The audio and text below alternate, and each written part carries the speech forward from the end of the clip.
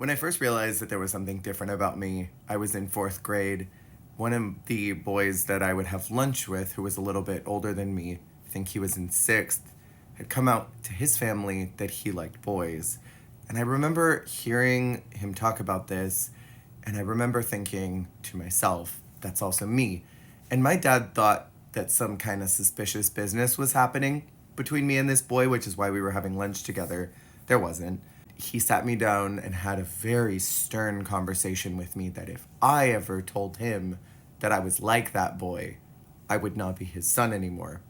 And so I had this deep fear ingrained in me from fourth grade that I could not tell anyone that I liked boys too. And I got to sixth grade, and I remember looking at this guy named Chris and having the hugest crush on him when everyone was crushing on this one girl who was brand new to our class, and all I could look at was Chris looking at her. And as I got older, that fear of being gay kept being repressed because I didn't want to lose my family as toxic as they were. And when it came time for me to finally start coming out, I was more afraid of the fact that I was feminine than the fact that I was gay. I didn't even care so much by the time I was an adult that I liked men.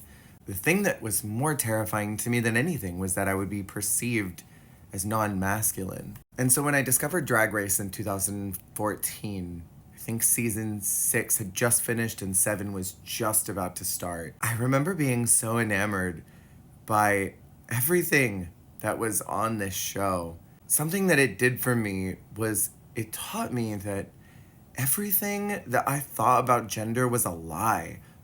Everything that I thought about sexuality and this spectrum of who we are as people was made up.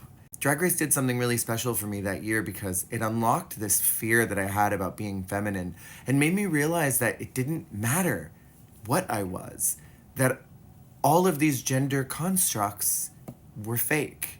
It was something we made up to make sense of the world.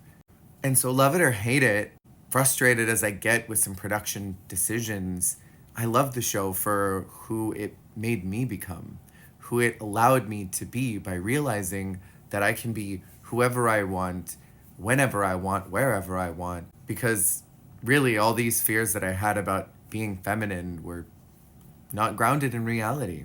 This show did something really special for me, and I will always have a special place in my heart for Drag Race and what it has done for me. Because this scared kid that was in me for so many years that was afraid to be anything except hypermasculine because that was the community that I grew up in and the family that I grew up in, I don't have to be that.